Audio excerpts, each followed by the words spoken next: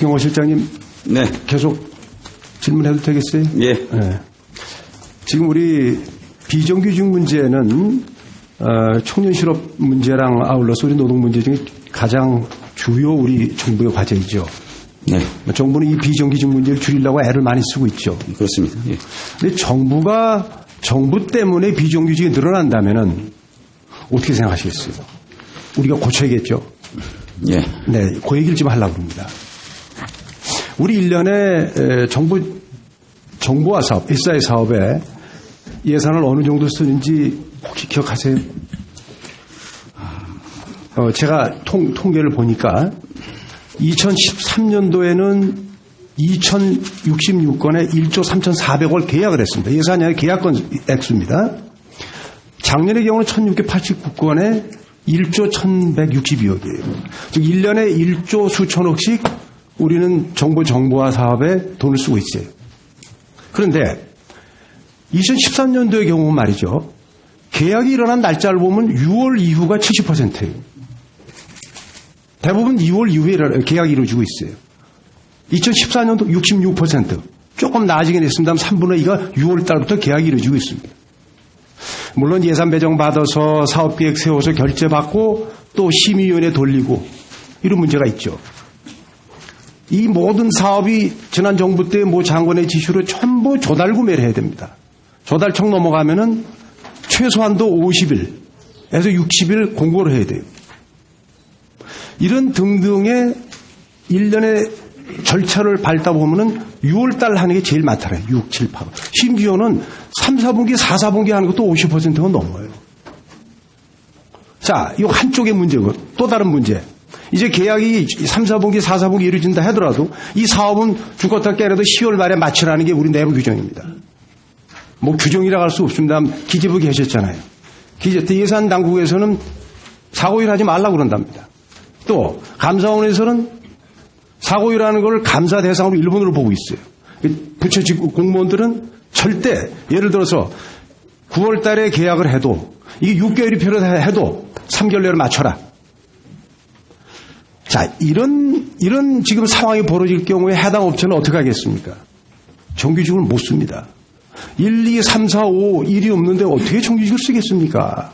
또 대기 인력에 대한 비용은 계산을 안 해주죠. 이게 IT 업계의 만성적인 비정규직화의 주범이 이겁니다. 혹시 이 내용 들어보셨어요? 네, 최근에 문제 지적이 있어서 저희들도 한번 봤습니다. 보고 있어요? 예. 왜 내가 국무조정실장께 말씀을 드리냐면 이것은 자 보세요. 담당 직원들 법 규정 위반 안 했습니다. 또 이것을 지시에 따라서 조달 구매해야 되니까 조달 구매 절차가 또 있어야 했어요. 모든 공무원들은 법을 위반하지 않고 시키는 대로 했어요. 그런데 결과는 이 업계의 비정규직화를 촉진하고 있다는 얘기죠. 이건 정부 전체의 시스템을 바꿔야 하지 않겠어요? 어떻게 생각하세요? 예, 아마 현재 소위 말해서 조달 구매를 유도하는 이 자체도 일부 문제가 있을 수 있고요. 그보다 더 문제는 사실은 예산이 편성되고 나면은 그때부터 구상을 해서 사업 집행을 착수한다는 그 자체가 저는 문제가 있다고 그렇죠. 봅니다. 벌써 예산 요구하려면 사업 계획이 나와야지 예산 요구를 하는 거죠. 예. 떨어지자마자 사실은 준비되는 거 알고 들어가야 되는데 그렇죠. 예. 지금 이런 얘기를 합니다. 우리나라에 지금 IT 인력이 자꾸 공급이 줄고 있다. 수요는 많은데 이런 얘기 하죠. 교육인적 자원부에서 문제체해가지고 공급을 늘리겠다고 합니다. 원인은 여기 있어요. 업계가 이러다 보니까 이 업계로 가서는 정규직이 되기 굉장히 어려운 지역으로 되어버렸는데 어떻게 누가 자식 이렇게 하겠습니까? 그렇죠.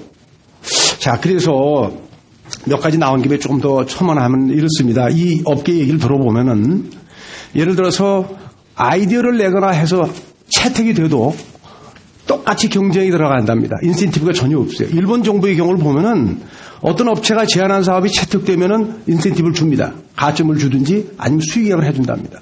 우리는 아이디어 필요 없다는 거죠. 아이디어 낸 사람도 똑같이 경쟁을 들어가야 되니까. 이런 문제. 두 번째는 말이죠. 어떤 업무에는 유일한 솔루션을 갖고 있고 해결 방법을 아는 업체는 하나밖에 없는 이런 업체가 있어요. 이건 수익액을 줘야 되는데 똑같이 조달 구매하다 보면 이것은 한번 유찰을 시켜야 한답니다. 규정상. 하나밖에 없으니까. 이렇게 해서 60일을 넘겨야 계약이 된다는 거예요. 반드시 그 사람이 될 수밖에 없어요. 결과적으로. 그러나 60일 기다려야 되는 거죠. 또 하나는 유지 예, 마무리해 주시기 바랍니다. 매해 반복이 됐는데 이것도 똑같은 결차로 공고를 나가요. 그래서 담당 직원들은 참 답답하다고 그런답니다. 그러나 이것이 반복이 되고 있어요. 이거는 해당 부처로서는 손을 못 대고 제가 보기에는 조정실장께서 우리 정부의 과제로 삼고 비정규직을 줄일 수 있는 굉장히 확실한 방법을 우리가 조절할 수 있는 능력도 있어요. 다만 여러 개 부처에 걸쳐 있기 때문에 한두 부처의 조정으로는 안 됩니다. 발주부터 공고 기간부터 조달 구매 방법부터 그다음에 불가피한 경우에 사고 이걸 인정해 주는 것부터 이걸 전부 손을 대주면은 이 정규직 늘어날 수 있습니다. 한번 해보시겠어요?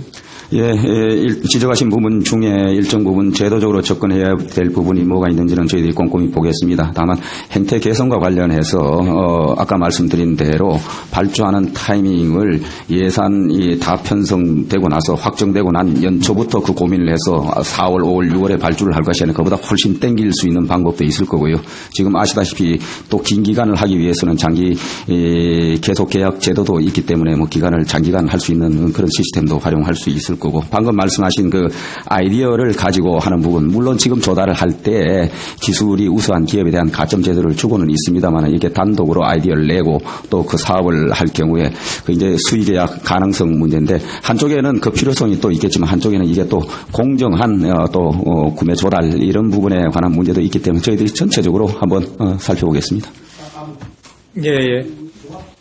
종합국감 때 이건 뭐 다 나와 있는 답이기 때문에 안을 종결을 해서 보고를 좀 해주시기 바랍니다. 네. 예, 수고하셨습니다. 다음은 김현 의원님 질의해 주시기 바랍니다.